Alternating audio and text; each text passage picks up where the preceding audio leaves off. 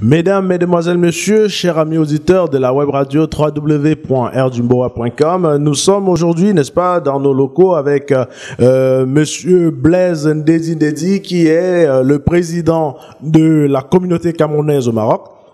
Si jamais il est toujours président, compte tenu de toutes les manifestations contre lui. Bonjour Monsieur Blaise Ndedi. Bonjour. Alors, Monsieur Blaise Ndedi, vous êtes le président de la communauté camerounaise au Maroc, en l'occurrence la COCAM. Est-ce que vous pouvez nous dire comme ça ce que c'est que la COCAM? Voilà, je tiens déjà à vous remercier de l'infini honneur que vous me faites cette invitation que vous m'avez faite, afin que je puisse m'exprimer sur les antennes de la radio rdjumboa. Alors, je dirais, la COCAM, c'est une association qui regroupe tous les Camerounais résidant en terre marocaine. Alors, tous les Camerounais, sans distinction. Hein, sans distinction d'ethnie, de religion, voilà. Sans distinction. Je dis tous les Camerounais. Donc, elle englobe tous les Camerounais résidant au Maroc. D'accord. Alors, quel est le rôle et le but de la COCAM? Alors, la COCAM a un rôle assez simple. Alors, son but est déjà de rassembler les Camerounais autour d'une certaine solidarité, de rassembler les Camerounais dans la fraternité et de faire en sorte que nous ne puissions pas être égarés des valeurs de notre pays, de cultiver toujours le patriotisme ici en terre étrangère. Donc, patriotisme et fraternité. Fraternité, solidarité aussi. Et faire en sorte que, essayer de sensibiliser les Camerounais sur leurs droits et devoirs en terre étrangère, d'orienter les étudiants qui veulent soit fréquenter, soit étudier au Maroc, d'orienter. Parce que là, c'est la ligne des statuts que je suis en train de vous faire d'énumérer. Voilà, merci. Donc, d'orienter aussi les Camerounais qui sont désireux d'investir ou étudier au Maroc et orienter aussi les Marocains qui sont désireux d'investir ou bien étudier au Cameroun, dans notre pays. D'accord. Donc, Donc, voilà un petit peu le rôle et le but de la COCAM. Un but auquel tout le monde est libre d'adhérer ou pas? Ou bien est-ce que c'est obligé que tous les Camerounais soient forcément alliés ou membres au niveau de la COCAM? Vous savez, c'est une association où chaque Camerounais est libre d'adhérer, puisque tout Camerounais qui vit au Maroc est un citoyen libre. Donc, nous vivons ici en fonction des lois marocaines. Donc, alors, il n'est pas question d'obliger un Camerounais d'adhérer à la COCAM. Alors, libre à chaque Camerounais l'envie de partager ces mêmes valeurs avec cette association et de cultiver cette solidarité. Donc, alors, la COCAM, aujourd'hui, qui la dirige? Nous avons essayé d'entrer au cœur de la COCAM pour vivre avec vous quelques moments de la COCAM. Et nous avons remarqué qu'à chaque fois que vous faites une action, il y a toujours beaucoup de monde, enfin il y a une bonne partie des personnes qui sont contre vos actions. Nous ne comprenons pas jusqu'à aujourd'hui qu'est-ce qui les motive à être contre. Et c'est pour ça que nous essayons de savoir aujourd'hui qui dirige réellement la COCAM. Alors la COCAM a un certain nombre d'organes, conformément à ses statuts, à ses tests. La COCAM est dirigée par le bureau exécutif qui est l'organe administratif de la COCAM. Et il y a l'organe suprême qui est l'Assemblée générale, mais le bureau exécutif est l'organe administratif. C'est ce bureau exécutif qui se charge de diriger tout fonctionnement de la COCAM. Donc voilà un peu ça. Et puis, vous savez, partout, il peut toujours avoir des mécontentements. Et ce que nous avons remarqué, c'est que la ligne que nous sommes en train de suivre, nous avons apporté du nouveau dans cette communauté parce que actuellement, la communauté, elle bouge. Des gens parlent, on mène des actions Et c'est pas tout le monde qui peut être fier de ses actions. Vous savez, c'est pas dans la même ambiance que les Camerounais vivaient avant.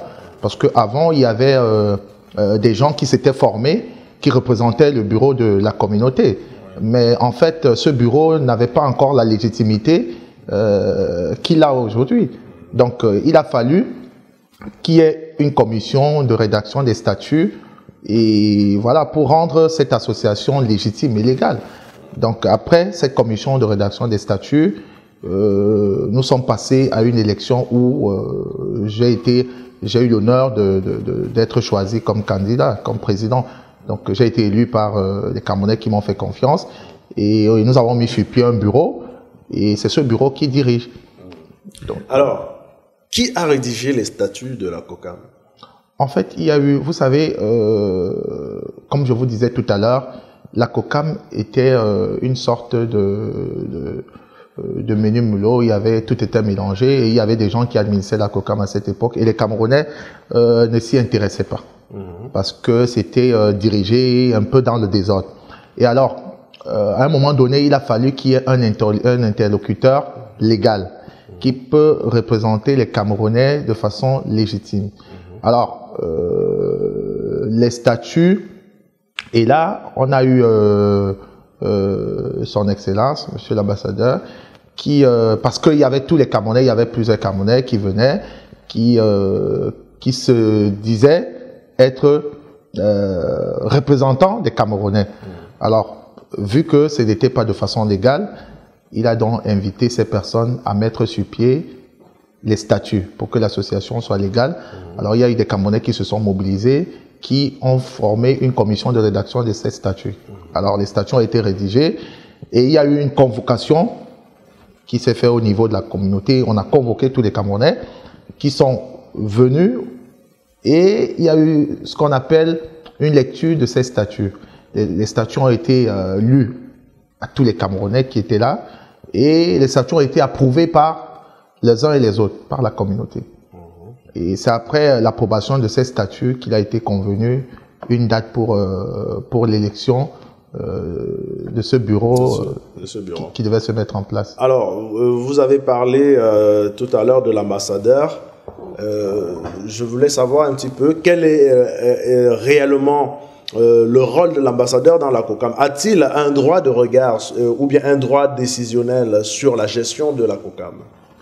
En réalité, je vous dirais non, parce que la COCAM, déjà, c'est une association privée, c'est une association non gouvernementale. Alors, l'ambassadeur, nous sommes respectueux envers les institutions de notre pays, et l'ambassadeur, c'est le représentant de cette grande institution diplomatique de notre pays au Maroc. Alors, il est normal qu'il soit parfois consulté, ce que nous avons parfois fait, mais dans nos statuts, nos statuts ne sont aucunement liés avec l'ambassade, parce que le fonctionnement de la COCAM, il est clair et il est net. Donc, les organes qui dirigent la COCAM sont spécifiés au niveau des statuts. Donc, en gros termes, l'ambassade n'a aucun droit de regard ni aucun rôle dans la COCAM. De gestion dans la COCAM. Alors, mais dans nos précédentes interviews avec son excellence l'ambassadeur, il avait eu à dire que c'est lui qui est l'initiateur n'est-ce pas, de la création de l'association, pas l'initiateur du regroupement des Camerounais en tant que tel, puisque lui-même dit qu'il y avait déjà des Camerounais qui étaient réunis, mais c'était désordonné. C'est lui qui incite donc à la création d'une association pouvant gérer de façon légitime et officielle les Camerounais. Est-ce que cela ne lui donne pas à ce moment-là un droit de regard sur la gestion de la COCAM? Je pense que la question est simple. Le fait, c'est normal. Il est, je vous dis, le représentant de cette grande institution diplomatique de notre pays. Alors c'est normal qu'à un moment donné, il puisse apporter cette contribution neutre.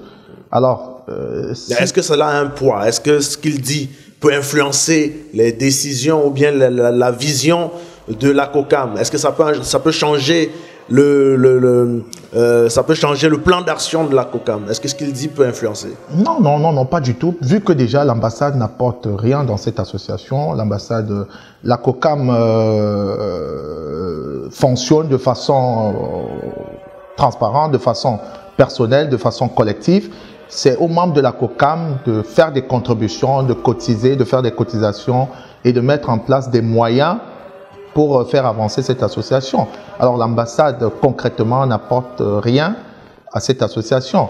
Donc l'ambassadeur n'a aucun droit de regard dans cette association. Bien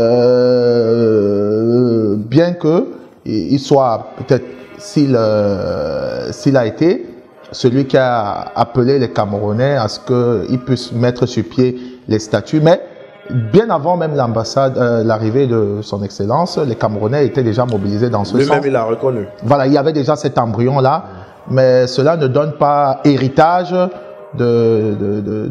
d'ingérence, de s'ingérer dans le fonctionnement de cette association à son Excellence. Et puisque ces statuts ont été rédigés, et ces statuts ont été approuvés par les Camerounais, et même son Excellence a pu voir ces statuts. D'ailleurs, dans la précédente interview, il avait dit qu'il a corrigé les statuts. Voilà, les statuts ont été, il y a eu une commission de rédaction et lui-même il a procédé même à la correction de ces statuts. Est-ce que tout ça, toute cette implication de sa part ne lui donne toujours pas droit, n'est-ce pas, à un droit de regard sur la COCAM, sur cette gestion de l'association de communauté camerounaise? Non, vous savez, nous sommes les Camerounais qui avons choisi le Maroc comme pays d'accueil. Et c'est notre choix et un choix que nous devons assumer. Voilà, ce n'est pas une aide qui lui donne les pouvoirs de s'ingérer dans le fonctionnement de cette association. Alors, il a, de façon claire, de façon normale, cette association ne relève pas de l'autorité de l'ambassade dans ses tests.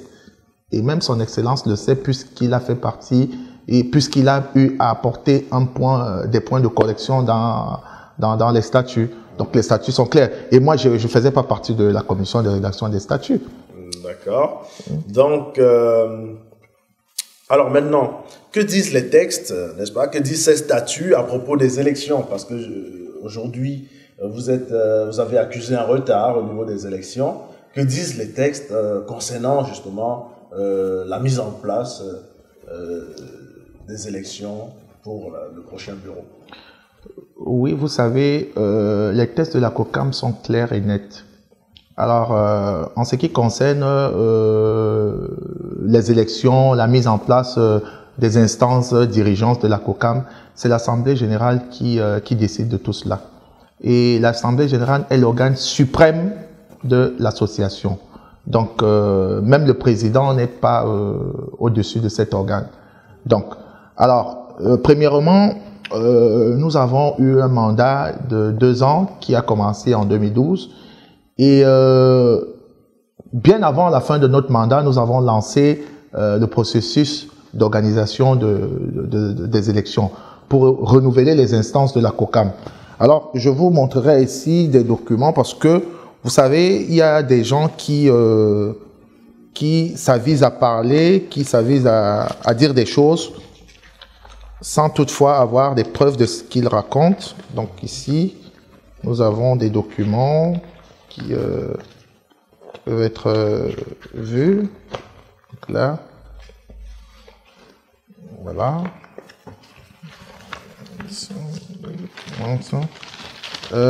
Ici, nous vous présentons un document qui date du 1er août. Du 1er août 2014. Du 1er août 2014. Alors, le document, c'est un communiqué qui, ici... Est-ce que vous pouvez le montrer en face? Le communiqué qui est là depuis le 1er août 2014, c'est le communiqué porté à la connaissance de tous les membres sur la mise en place de la commission électorale qui est l'organe chargé d'organiser les élections de la COCAM. Oui. Et alors, on attendait les candidatures pour que les différentes personnes puissent occuper ce poste afin de constituer le bureau de la commission électorale indépendante. Donc, chose que nous avons lancée depuis 2014. Et alors, nous avons eu aussi cette vague, cette bonne nouvelle qui est tombée au niveau du Maroc, où Sa Majesté le roi Mohamed VI a décidé de régulariser la situation des migrants résidents au Maroc. Alors, c'était vraiment quelque chose que la COCAM a accueilli avec fierté, avec vraiment beaucoup d'enthousiasme, où nous avons même adressé une lettre à Sa Majesté le roi Mohamed VI pour vraiment lui faire part de la réjouissance de la communauté et notre engagement vraiment de faire partie, de bénéficier vraiment de cette régularisation. Alors, nous avons mis le moteur en marche, on a essayé de sensibiliser les Camerounais sur la nécessité de bénéficier de cette régularisation. Cela n'a pas été facile parce qu'il y avait une certaine incompréhension des uns et des autres. Mais qu'à cela ne tienne, il y a eu certains qui en ont bénéficié et nous nous félicitons de cela. Et de deux, nous avons eu vent de la situation de crise aujourd'hui qui prévaut dans notre pays. Et cette situation a été alarmante et nous nous sommes interpellés, nous nous sommes dit, c'est pas parce que nous sommes à l'extérieur que nous devons nous sentir moins concernés que nos frères qui sont au pays. Alors, nous étant républicains, nous étant vraiment patriotes, le bureau s'est mobilisé. Alors, toute la COCAM a essayé d'apporter un point de vue sur cette situation. Et nous avons adressé une lettre auprès du chef de l'État où la COCAM apportait son soutien au chef de l'État dans ce combat qu'il a lancé contre cette secte Boko Haram qui commet des exactions et puis qui commet vraiment des crimes barbares dans notre pays. Alors, après la persistance de cet ennemi, de cette secte, nous avons lancé une invitation, une demande d'audience à son excellent monsieur l'ambassadeur pour le rencontrer en personne.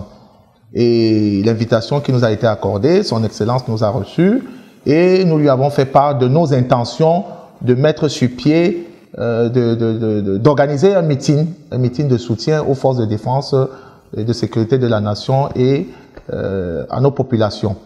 Alors, l'ambassadeur a félicité cette initiative et il nous a fait comprendre de lui faire part de la date à laquelle nous comptons organiser ce meeting. Chose qui a été faite, nous avons communiqué la date et c'était le 21 mars dernier, le 21 mars 2015. Voilà. Et les Camerounais se sont retrouvés à l'ambassade massivement où nous avons manifesté ce soutien et nous nous sommes promis d'accompagner ce soutien avec un appui matériel. Parce que ce combat est le combat de tous les Camerounais. Alors nous devons nous mobiliser pour que cette paix qui est vraiment chère pour nous tous puisse continuer à perdurer dans notre pays. Bon, juste avant de vous couper, c'est que en fait là ça répond pas toujours à la question de ce qui était de savoir que disent les textes à propos des élections des membres du bureau de la COCAM, parce que après qu'on ait déjà eu du retard sur les élections, il faudrait aujourd'hui que les Camerounais du Maroc sachent, par exemple, qu'est-ce que les textes prévoient pour les élections et comment est-ce que ça va se passer. Dernièrement, vous avez arrêté une commission électorale indépendante, mais que disent réellement les textes déjà par rapport à ces élections-là, par rapport à la tenue des élections? Là, c'est le côté retard que j'ai essayé de vous mentionner, parce que j'ai essayé de clarifier les choses. Parce que nous, en assemblée, parce que je dis, il y a des gesticulateurs. Alors, ces gesticulateurs, s'ils faisaient partie de la COCAM, ils sauront vraiment ce qui se passe à la COCAM. Alors, c'est parce qu'ils ne font pas partie de la COCAM qu'ils sont perdus et qu'ils gesticulent.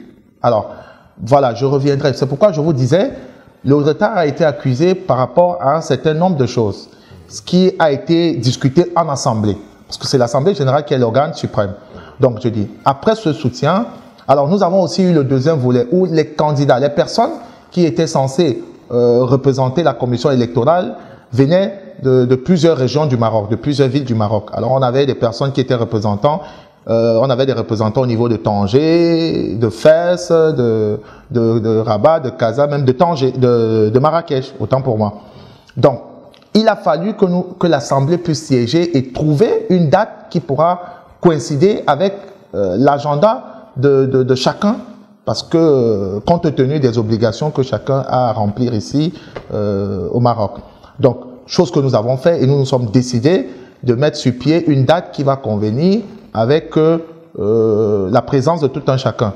Donc, c'est pourquoi le 20 septembre, nous nous sommes réunis au Centre culturel africain d'Agdal, oui. Et nous avons procédé à la mise en place de cette commission électorale. Donc la commission électorale a été faite dans les règles de l'art et puis dans les règles des tests de la COCAM. Alors, ce qui veut dire que vous avez anticipé sur ma prochaine question qui était de savoir pourquoi ce retard des élections. Donc, effectivement. Il y avait une série d'activités qui ont été validées par l'Assemblée générale auxquelles vous avez tenu à les manifester. Bien sûr. Et donc après, vous avez arrêté le 20 septembre dernier une commission électorale indépendante. Effectivement. L'autre question aujourd'hui est de savoir, parce que ce jour, nous avons eu M. Onisifo Nembe qui avait eu à poser une question sur laquelle nous voulons revenir, ouais. Qui était de savoir, cette commission électorale indépendante avait déjà des personnes qui avaient les noms déjà manifestés. Il y avait une liste. Bien sûr. Et on avait posé, ce monsieur avait posé la question de savoir si cette liste était fermée ou elle était encore ouverte. Vous avez dit que la liste était fermée. Aujourd'hui, nous voulons un petit peu savoir pourquoi cette liste était effectivement fermée. Et si elle était fermée, pourquoi est-ce qu'on avait donc réuni les gens pour faire un certain vote, alors que sur la liste, il y avait pratiquement un nom qui correspondait à un poste. Ok, je vous dirais, c'est simple, c'est l'Assemblée générale qui vote les membres du bureau et ceux de la commission électorale. Ça, c'est l'organe qui est chargé de faire ce travail-là. Alors, il y a un communiqué, c'est le communiqué que je vous ai montré, qui datait du 1er août. 1er août 2014. Où les gens, les membres étaient appelés à venir poser leur candidature, du moins pour ceux qui voulaient faire partie de la commission électorale indépendante. Donc, il y a eu un temps, parce que les candidatures, il y a eu un temps de dépôt des candidatures. La liste ne peut pas être ouverte éternellement. Donc, il y a eu un délai. Et si nous sommes arrivés ici, c'est parce que l'échéance a été repoussée. Parce que nous n'avons pas reçu les candidatures à temps. Donc, il a fallu attendre que les gens se manifestent. Parce que ce n'était pas à moi, le président, de choisir les gens qui vont faire partie de cette commission. Parce que les statuts ne me donnent pas droit de choisir. Alors, conformément aux statuts, les personnes qui sont désireuses de faire partie de cette commission se présentent, ils posent les candidatures et après, nous convoquons une assemblée générale où tous les membres sont là et ces différents candidats sont présentés en assemblée générale. Et c'est au cours de cette assemblée qu'il y a élection des différents membres qui feront partie de cette commission. Donc, c'est pourquoi je vous ai dit le processus a été fait dans le respect des tests de la COCAM. Donc, alors, quand nous nous sommes fixés cette assemblée, ça veut dire qu'au préalable, il y avait déjà un arrêt de candidature. Donc, les gens ne vont pas rester chez eux et puis ils se lever un matin et se dire, voilà, on va postuler. Mais pourtant, tout le monde était informé qu'il y a... Il y avait la candidature qui était... les candidatures qui étaient attendues. Ouvertes. Voilà. Donc, je vais enchaîner avec une question de savoir pourquoi donc, selon vous, tant d'agitation autour de vos actes, autour des actions de la COCAM actuellement. Nous, c'est ce que nous avons constaté. Vous savez, moi je dirais c'est des personnes qui n'ont pas compris ce que c'est que le concept COCAM. Ils n'ont pas compris que la COCAM, c'est une association qui fonctionne avec les tests. Et donc, chaque Camerounais désireux de faire partie de cette association, désireux de cultiver cette solidarité, cette fraternité, ce patriotisme, est appelé à s'identifier et dans le fonctionnement de cette association. Donc, ces personnes se sont refusées de faire partie de cette association. Ils ont refusé de s'adhérer, de prendre leur carte de membre. Et ils ont pensé être super Camerounais. Donc, ils se sont dit à un moment donné, ils peuvent rester chez eux, dormir sur leur laurier et venir nous porter des critiques ou venir nous dicter ce que nous allons faire. Chose qui n'est pas acceptable, chose qui n'est pas permise par nos tests. Donc, et puis en deuxième lieu, c'est que aujourd'hui les activités que nous menons sont des activités inédites. C'est des activités qui n'ont pas encore été mises sur pied au niveau du Maroc. C'est des choses, il faut se le dire, parce que bien avant nous, on n'a pas eu des activités de telle envergure. Donc vous voyez aussi, il y a une sorte de haine, il y a une sorte de convoitise, et puis nous comprenons cela. Et nous sommes appelés à ménager toujours des efforts parce que nous voulons sincèrement faire rayonner l'image de notre pays en terre marocaine. Nous voulons être des Camerounais qui puissent contribuer dans cette société marocaine qui nous a épousés. Donc aujourd'hui, nous avons un devoir de contribution dans cette société marocaine. Et nous voulons nous assumer en Camerounais responsables. Alors, Président, si j'ai posé la question tout à l'heure de savoir pourquoi tant d'agitation, c'est parce que nous avons récemment, n'est-ce pas, eu vent, n'est-ce pas, déjà nous avons vécu nous-mêmes des manifestations de quelques personnes lors de vos activités, mais aussi nous avons, n'est-ce pas, été informés comme quoi il y avait des Camerounais qui étaient allés à l'ambassade crier tout un meeting ou bien un sitting, je sais pas comment on va appeler ça, pour, n'est-ce pas, dénoncer le fait que vous êtes toujours président alors que le poste selon eux est vacant depuis 9 mois aujourd'hui. Qu'est-ce que vous répondez à cela? Vous savez, c'est très triste. C'est triste de voir des personnes se comporter de la sorte. Et je veux vous dire simplement que, en voyant la démarche de ces personnes, on comprend qu'ils ne sont pas membres de la COCAM. On comprend qu'ils ne font pas partie du fonctionnement de la COCAM. Parce que si ces personnes savaient ce que c'est que la COCAM, connaissaient les tests de la COCAM, ils n'auraient pas entrepris cette démarche-là. Donc, s'ils ont entrepris cette démarche de manipulation, ça veut dire que c'est une imposture. Donc, c'est des gens qui ne comprennent pas ce que c'est que la COCAM. C'est des gens qui essayent de divertir et ils jouent des troubles faits. Donc, nous ne gérons pas cela. Malheureusement, Son Excellence est assez... il est grandement averti. Donc lui-même, il connaît les statuts de la COCAM, vu qu'il a participé à la commission de rédaction. Donc à un moment donné, les gens là pourront comprendre que ce n'est pas une démarche qui a lieu, parce que s'il y a problème à la COCAM, il y a des instances de la COCAM qui se chargent de les résoudre. Quand vous êtes membre, donc voilà, vous n'êtes pas membre, vous ne pouvez pas connaître ce qui se passe, vous n'assistez pas aux réunions, vous ne contribuez pas. Et même les activités que nous faisons, c'est des gens qui ne peuvent pas apporter un apport concret. Alors, déjà dans la mesure où vous ne pouvez pas apporter et que vous voyez ce qui est beau, alors vous êtes appelés à jalouser ceux qui sont en train de fournir des efforts et de se sacrifier, qui mettent de leur temps, qui mettent de leurs moyens, et surtout quand on est à l'étranger, c'est pas donné à n'importe qui. Alors, vous avez parlé tout à l'heure, vous avez essayé d'énumérer la régularisation qu'avait lancée Sa Majesté le Roi en 2014, et vous avez accueilli ça avec beaucoup d'enthousiasme, comme vous l'avez dit tantôt. Est-ce que cela veut dire que dans vos statuts, pour être membre de la COCAM ou bien pour être membre du bureau exécutif, il faut forcément être un Camerounais en règle avec le Maroc? Bien sûr. Attention, parce que la COCAM est une association qui a déposé ses statuts auprès des autorités marocaines afin que ces statuts soient légalisés. Donc le Maroc, c'est un pays souverain qui a des lois. Alors quand nous nous retrouvons au Maroc, nous devons vivre en fonction des lois marocaines et nous devons respecter les lois marocaines. Et le devoir de la COCAM, c'est de sensibiliser les Camerounais sur leurs droits et leurs devoirs en terre marocaine. Leur sensibiliser sur la nécessité de régulariser leur séjour. Parce qu'un Camerounais qui vit au Maroc en situation irrégulière, ça veut dire qu'il est en train d'enfreindre les lois marocaines. Donc vous voyez dans quel contexte il se trouve. Ça veut dire que cette personne est expulsable vis-à-vis des lois marocaines. Donc nous sommes là pour interpeller ces différents membres-là, ces différents compatriotes. Donc aujourd'hui, ceux qui doivent s'estimer être membres, normalement, nous devons les appeler, nous devons faire en sorte que cela puisse être en règle déjà avec les lois marocaines, être à jour, doivent avoir leur titre de séjour.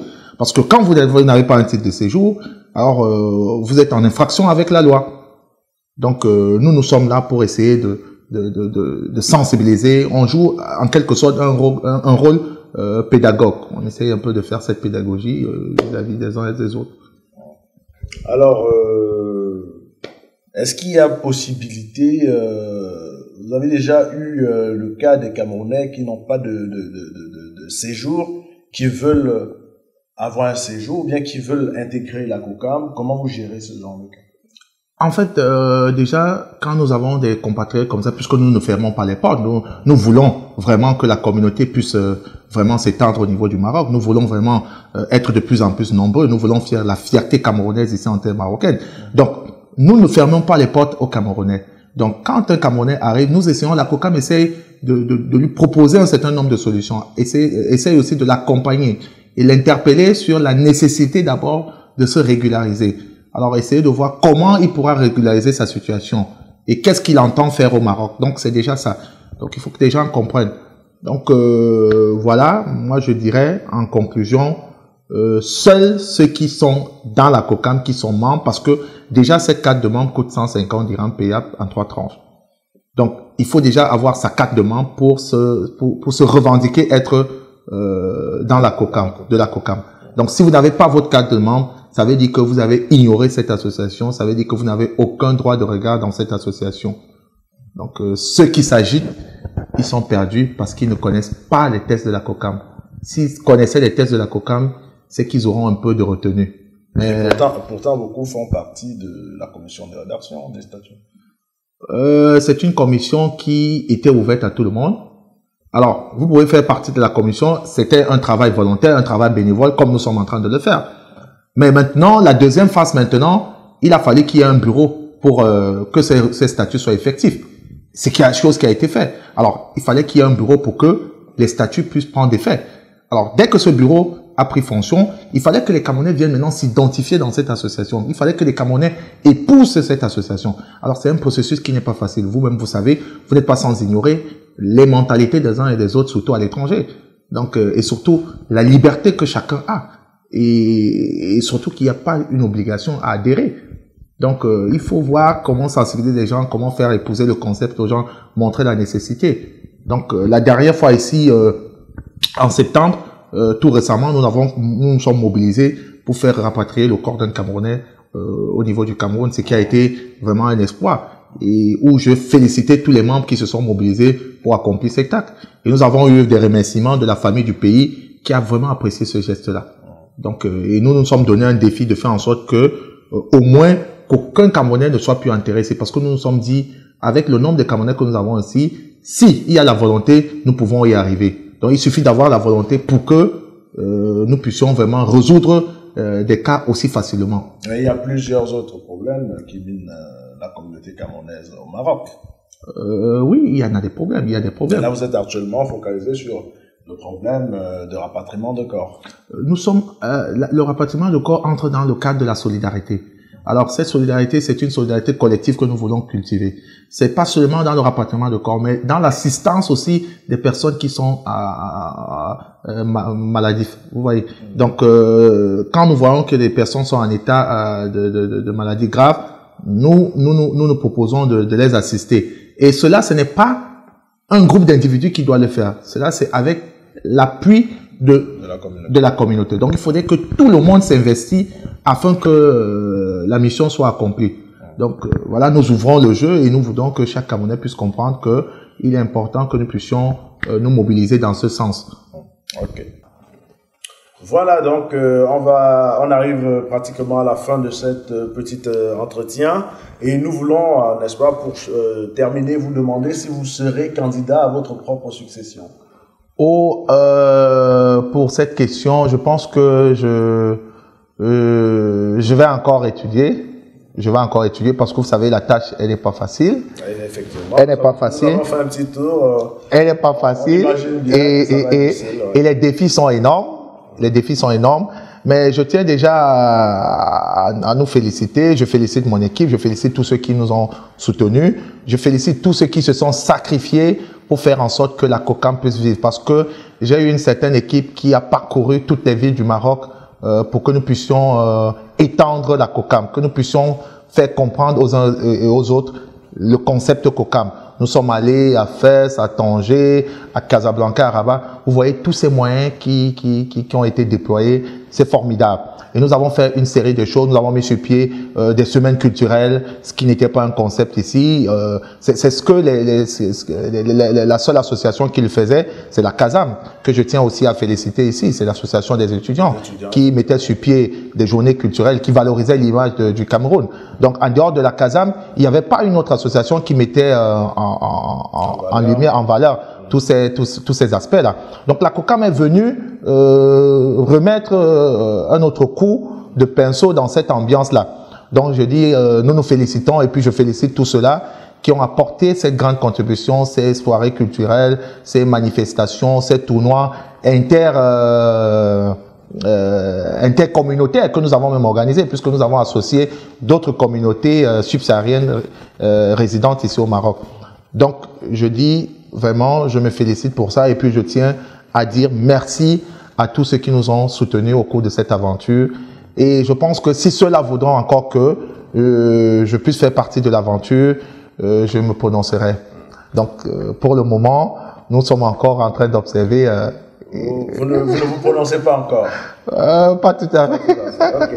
Voilà, merci Monsieur le Président. Hein. Nous, on va se référer au statut ou bien au texte de la COCAM pour vous donner ce titre de président de la COCAM, puisque jusqu'à preuve de contraire, nous n'avons pas un autre président. Nous allons donc vous remercier d'avoir accepté notre invitation ici dans les locaux de la web radio www.rdjimboa.com. Chers amis auditeurs, c'est ici que va s'achever ce petit entretien avec Monsieur Blaise Dedi, président de la communauté camerounaise au Maroc. Et nous allons donc tâcher de suivre ces élections qui sont lancées, dont les candidatures sont maintenant ouvertes, pour qu'à la fin, nous puissions avoir, n'est-ce pas, un bureau beaucoup plus transparent. Et nous espérons que d'ici là, nous allons rencontrer les différents candidats pour qu'ils puissent nous proposer, n'est-ce pas, le plan d'action quant à leur candidature au niveau de la gestion de la COCAM. Merci encore et à très bientôt.